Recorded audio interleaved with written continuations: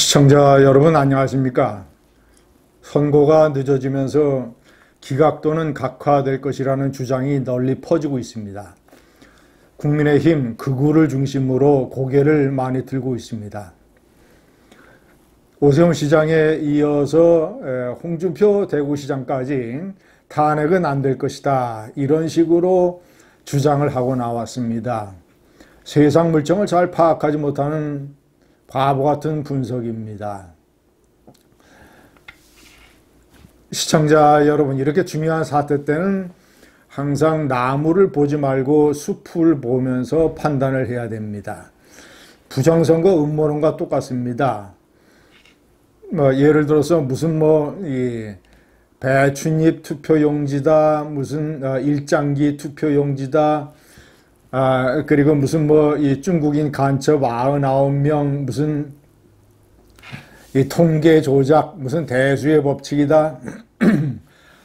이런 약장수 유튜버들이 퍼나르는 이런 나무를 보고 헤매다가는 길을 잃게 마련입니다. 절대 그런 나무를 봐서는 안 됩니다. 숲을 봐서, 예를 들어서 도대체 이 21세기 IT 선진국 이 AI 시대에 이 부정선거라는 게 가당키나 한 말이냐? 도대체 누가, 어떤 세력이, 어떻게, 무슨 목적으로 부정선거를 기획할 수 있겠는가? 라는 중요한 명제로 접근을 해보면 부정선거가 불가능하고 부정선거가 있지도 않았다라는 것을 알 수 있습니다. 무슨 이 배춧잎 투표지 이런 것들은 다 선거 관리 과정에서 드러난 한두 개의 해프닝, 실수, 이런 것에 불과하다는 것을 알 수 있습니다. 이번에 이 탄핵에 관한 판단도 똑같습니다. 무슨 예를 들어서 내란죄를 철회한 것이 절차상의 무슨 커다란 본질상의 하자다, 그래서 각하될 것이다, 그리고 무슨 홍장원 메모 논란, 무슨 곽종근 특정사령관과 야당 의원들의 소통, 이런 것들, 그리고 이 부정선거 때문에 대통령의 계엄령이 정당했다라는 그런 논리가 받아들여질 것이다, 이런 나무를 보면 결국은 기각될 것이다, 각하될 것이다, 이런 주장을 하게 되고 바보 대열에 합류하게 됩니다. 시청자 여러분, 이번 사태도 커다랗게 숲을 봐야 됩니다. 제가 숲을 봐야 되는 이유 5가지 명백하게 말씀드리겠습니다. 첫째, 5가지 탄핵 소추의 쟁점에 관한 사실과 법리적 판단이 어떻게 진행이 되어 왔으며 어떤 식으로 결론이 날 것인가, 이것을 봐야 됩니다.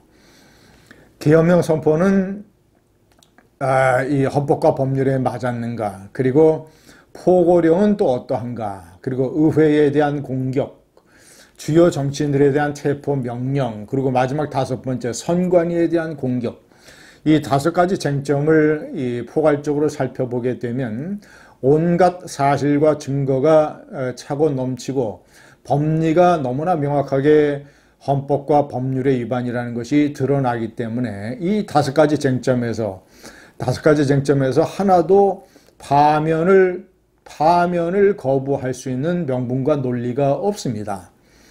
헌법재판소는 일단 첫 번째, 이 5가지 쟁점에 관한 사실과 법리의 판단에 주력을 할 것입니다. 그래서 8명 모두 이것은 파면감이라는 결론에 이르렀을 것입니다.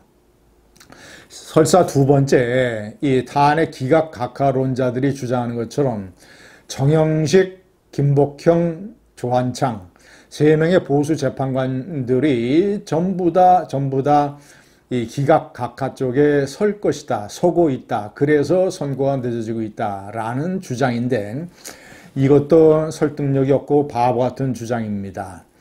시청자 여러분, 박근혜 대통령 때 8명 중에서 5명이 보수 재판관이었다는 것을 상기해야 됩니다.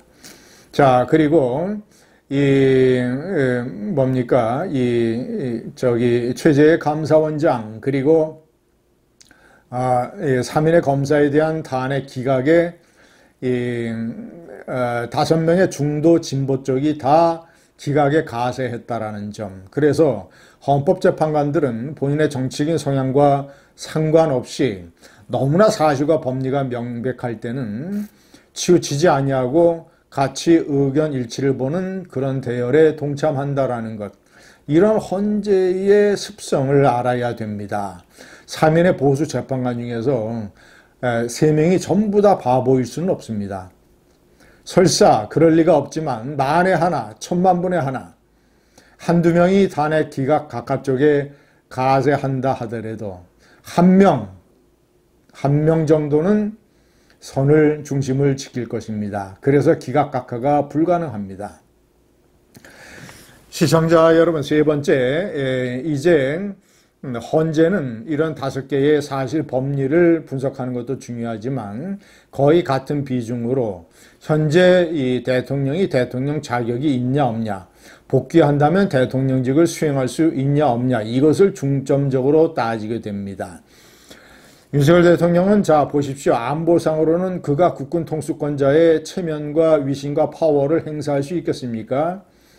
그리고 대단히 위험합니다. 그는 예를 들어서 복귀하게 되면 북한의 도발을 유도하는 이런 아주 위험한 짓을 할지도 모릅니다. 계엄을 저지른 것 보면. 자, 그리고 외교 무대에서 미국을 포함한 선진국들의 외교 무대에서 조롱거리가 됐던 민주주의 파괴자, 바보, 허세, 친위 쿠데타 실패자가 외교 무대에서 제대로 대접을 받을 수 있겠습니까?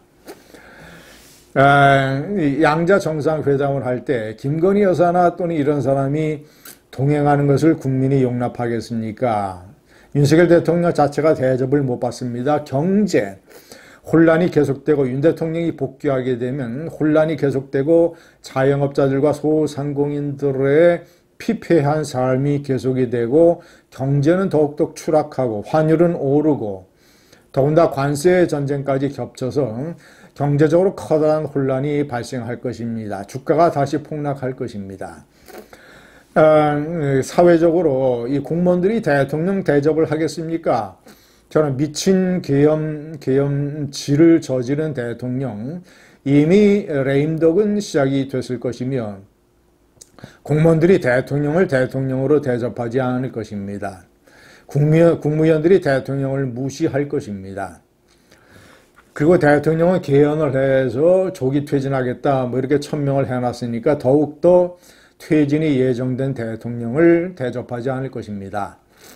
시청자 여러분, 마지막으로 중요한 것이 이렇게 되면 만약에 복귀, 기각 각하를 시켜놓게 되면 미친 계엄령을 저지른 대통령을 면제시켜 주는 것이기 때문에 앞으로 좌파 대통령이든 누구든 수틀리면 계엄을 할 수 있다는 나쁜 전례를 만들어주게 됩니다.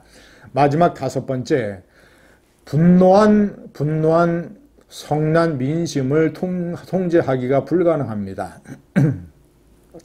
대통령이 만약에 탄핵이 되면, 파면이 되면 탄핵 반대론자들이 며칠은 광화문에서 시위를 하겠죠. 왜냐하면 헌재 결정이 끝났으니까 헌재 앞에 가지도 않을 것이고 대통령이 관저와 대통령실이 없으니까 용산에 가지도 않을 것입니다. 광화문에서 시위를 해봐야, 그래봐야 며칠이고 몇 주입니다. 곧 조기 대선, 5월 대선 국면으로 넘어가기 때문에 그런 식의 시위는 곧 사그러들 것입니다. 그러나 거꾸로 만약에 대통령이 복귀하게 되면 수십만의 시위대가, 성난 시위대가 용산 대통령실과 관저로 몰려갈 것입니다.